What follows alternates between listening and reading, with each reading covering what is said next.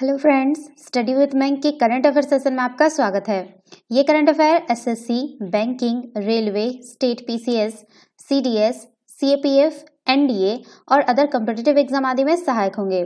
आज की डेट है 13 जनवरी 2021। तो चलिए आज का करंट अफेयर शुरू करते हैं। आज का पहला प्रश्न है, भारतीय रिजर्व बैंक ने हाल ही में किस बैंक का लाइसेंस रद्द कर दिया है? ऑप्शन ए महाराष्ट्र स्थित वसंतदादा नगरी सहकारी बैंक, ऑप्शन बी है आपका Dena bank, option C Axis bank, option D इनमें से कोई नहीं। देखिए, भारतीय रिजर्व बैंक ने महाराष्ट्र के वसंतदादा नगरी सहकारी बैंक का जो है लाइसेंस रद्द कर दिया है। इसके बाद बैंक अपनी कारोबारी गतिविधियां संचालित नहीं कर सकेगा। हालांकि इससे बैंक के जो है 99% ग्राहकों पर ज्यादा असर नहीं होगा और उन्हें पूरी रकम वापस मिलेगी। आरबीआई ने महाराष्ट्र के उस्मानाबाद स्थित बैंक का लाइसेंस रद्द करने की वजह उसका बैंकिंग रेगुलेशन एक्ट की अनिवार्य शर्तों का पूरा करने में विफलता रहना बताना है। तो इसका जो सही आंसर होगा ऑप्शन ए सही होगा, महाराष्ट्र स्थित वसंतदादा नगरी सहकारी बैंक। चलिए नेक्स्ट क्वेश्चन पे चलते हैं। अमेरिका के नवनिर्वाचित राष्ट्रपति जो बाइडेन ने निम्न में से किसे सीआईए का निदेशक नियुक्त किया है? Option A Harshvardhan Shringla, option B Ahmad Javed, option C William Burns, option D जो है आपका टेरी ब्रांस्टेड। देखिए, आपका जो है विलियम बर्न्स अमेरिका के नवनिर्वाचित राष्ट्रपति जो है जो बाइडेन ने उसको सीआईए का निदेशक नियुक्त किया है। विलियम बर्न्स ने मनमोहन सिंह के कार्यकाल में भारत अमेरिका के बीच परमाणु समझौते में अहम भूमिका निभाई थी। रूस और जॉर्डन के राजदूत रह चुके बर्न्स का विदेश मंत्रालय के साथ काम करने का 33 वर्षों का अनुभव है और वे रिपब्लिक और डेमोक्रेटिक दोनों ही राष्ट्रपतियों के साथ काम कर चुके हैं। तो इसका सही आंसर होगा ऑप्शन सी विलियम बर्न्स। चलिए नेक्स्ट क्वेश्चन पे चलते हैं। राष्ट्रीय युवा दिवस निम्न में से किस दिन मनाया जाता है? ऑप्शन ए 10 मार्च, ऑप्शन बी 12 जनवरी, ऑप्शन सी 14 अप्रैल, ऑप्शन डी 20 अगस्त। देखिए, हर साल जो है 12 जनवरी को राष्ट्रीय युवा दिवस मनाया जाता है। इस दिन को जो है देश भर में बड़े ही धूमधाम से मनाया जाता है। इस दिवस का उद्देश्य विवेकानंद की शिक्षाओं एवं आदर्शों को भारतीय युवाओं के लिए रोल मॉडल के रूप में पेश किया जाना है।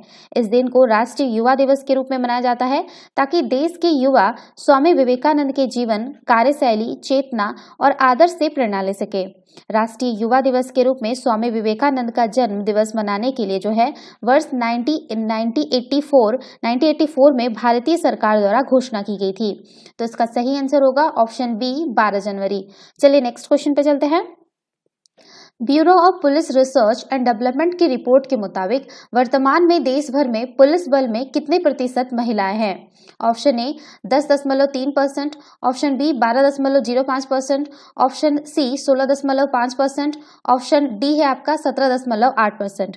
देखिए, bureau of police research and development की रिपोर्ट के अनुसार देश भर में पुलिस फोर्स की कुल तादाद जो है आपका 20,91,488 है, जिनमें से जो है आपका ये टोटल है, ठीक है, ये ध्यान रखिएगा, ये टोटल पुलिस है। उनमें से जो आपका 2,15,504 इसमें जो है आपका इसमें महिलाएं हैं, ठीक है, फीमेल है, इसमें फीमेल है। तो बाकी सब तो बाकी सब जो है पुरुष या कुछ ट्रांसजेंडर भी है इसमें से, यानी कि जो है इसका जो है आपका 10.3% ही महिलाएं हैं पूरे देश भर में, ठीक है, वर्तमान में। और इसमें जो है राज्यों में बिहार पुलिस में महिलाओं की सबसे ज्यादा है, ठीक है। राज्यों की बात करें तो राज्य में जो है आपका बिहार सबसे ज्यादा है, बिहार में सबसे ज्यादा महिलाएं हैं, उसमें है 23% बिहार में ही महिलाएं कार्यरत है। बिहार के बाद जो है आपका हिमाचल प्रदेश आता है, ये भी लिख लीजिएगा। हिमाचल प्रदेश में जो है हिमाचल प्रदेश में आपका जहां महिलाओं की हिस्सेदारी जो है 19.15% है। उसके बाद आप इधर लिख लीजिएगा, उसके बाद आपका आता है चंडीगढ़ का नंबर, ठीक है, फिर से वही हो रहा है, चंडीगढ़ का नंबर जो आता है, चंडीगढ़ में जो है आपका है 18.78%, ये लिख लीजिएगा, चंडीगढ़ का है, ठीक है, चंडीगढ़ का है 18.78%, ये थर्ड पर है। और आपका तमिलनाडु है, तमिलनाडु जो है 8.5% में है आपका तमिलनाडु, ठीक है, ये लिख लीजिएगा, थोड़ा इधर उधर हो गया है, लिख लीजिएगा, ठीक है। टोटल है ये कुल टोटल लेडीज हैं, जिसमें से आपका अगर देखेंगे, अगर परसेंटेज निकालेंगे तो 10.3 हो रहा है, ठीक है। तो इसका सही आंसर होगा ऑप्शन ए 10.3। चलिए नेक्स्ट क्वेश्चन पे चलते हैं। स्टार फुटबॉलर क्रिस्टियानो रोनाल्डो ने फुटबॉल इतिहास में सबसे ज्यादा गोल करने के मामले में निम्न में से किस पूर्व खिलाड़ी की बराबरी कर ली है? Option A Sunil Chhetri, option B Paul Pogba, option C Joseph विकान, ऑप्शन डी है अनिरुद्ध थापा। देखिए, दिग्गज स्ट्राइकर क्रिस्टियानो रोनाल्डो ने जो है अपने करियर में नया मुकाम हासिल कर लिया है। फुटबॉल इतिहास में सबसे ज्यादा गोल करने के मामले में उन्होंने जोसेफ विकान के रिकॉर्ड की बराबरी की है। रोनाल्ड ने अब अपने करियर में कुल जो है 7 गोल दागे हैं और अब तक फुटबॉल इतिहास में सर्वाधिक गोल करने से सिर्फ एक गोल दूर है। तो यह बराबरी तो अभी कर लिए हैं, लेकिन बराबरी की है और इसमें से अगर आपका 760 हो जाता है तो ये सबसे ज्यादा गोल करने वाले फुटबॉलर बन जाएंगे। तो इसका जो सही आंसर होगा ऑप्शन सी जोसेफ विकान। चलिए नेक्स्ट क्वेश्चन पे चलते हैं। किस देश की सरकार ने हाल ही में कोविड-19 से मुकाबला करने के लिए भारत को 2113 करोड़ रुपए की ऋण सहायता प्रदान करने की घोषणा की है? Option A Japan, option B Nepal, option C चीन, ऑप्शन डी पाकिस्तान। देखिए, जापान की सरकार ने हाल ही में कोविड-19 से मुकाबला करने के लिए भारत को 2113 करोड़ रुपए की ऋण सहायता प्रदान करने की घोषणा की है। यह जो सहायता है एक प्रकार का आधिकारिक विकास सहायता ऋण है। इसका उपयोग कोविड-19 के कारण प्रभावित गरीबी और कमजोर परिवारों को सामाजिक सहायता प्रदान करने में भारत के प्रयासों का समर्थन करने के लिए किया जाएगा। तो इसका सही आंसर होगा ऑप्शन ए जापान। चलिए नेक्स्ट क्वेश्चन पे चलते हैं।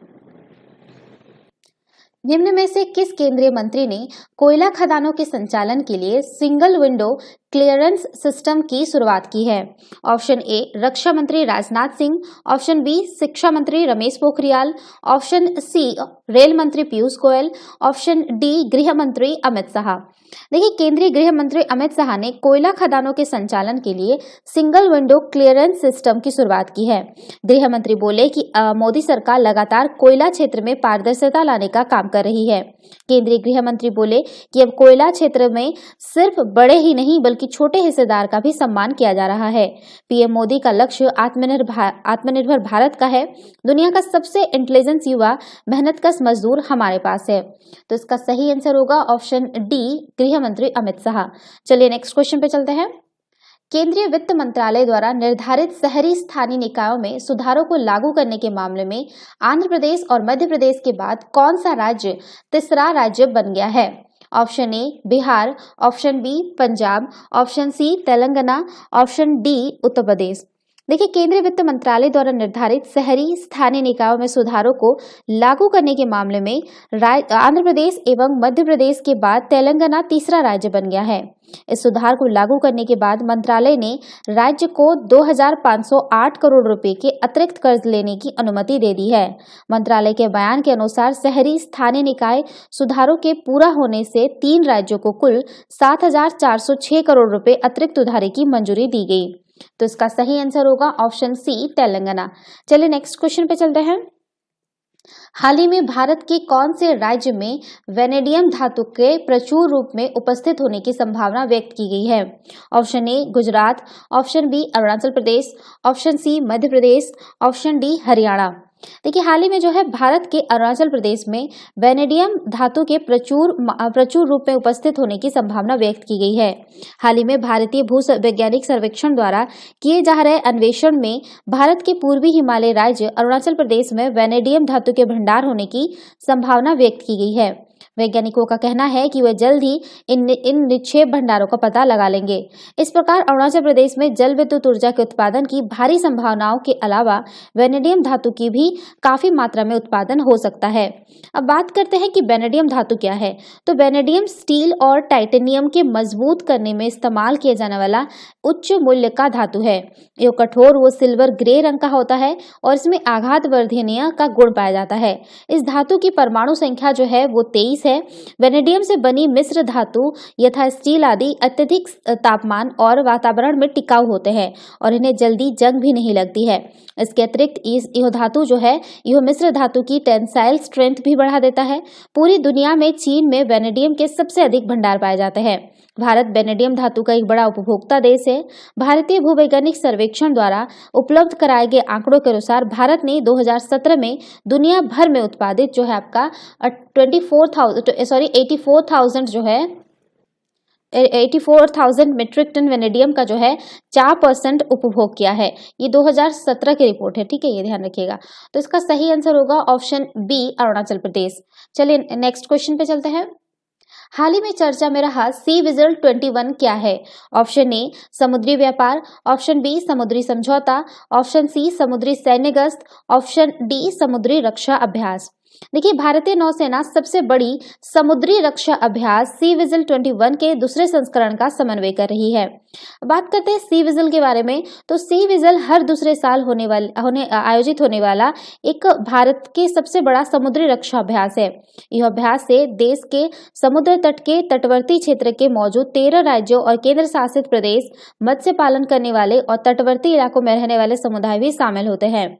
समुद्री रक्षा अभ्यास सी विजिल 21 के दूसरे संस्करण का आयोजन 12 से 13 जनवरी 2021 को किया जाएगा। समुद्री रक्षा अभ्यास के पहले संस्करण का आयोजन जनवरी 2019 में हुआ था। इस समुद्री रक्षा अभ्यास के दूसरे संस्करण का समन्वय भारतीय नौसेना द्वारा किया जाएगा। बड़े भौगोलिक क्षेत्र, संबंधित लोगों की संख्या और अभ्यास में शामिल होने वाले भागीदारी की संख्या को देखते हुए इस अभ्यास का दायरा काफी बड़ा है। भारतीय नौसेना, कोस्ट गार्ड, कस्टम और अन्य समुद्री एजेंसियां सी विजिल में भाग लेंगे।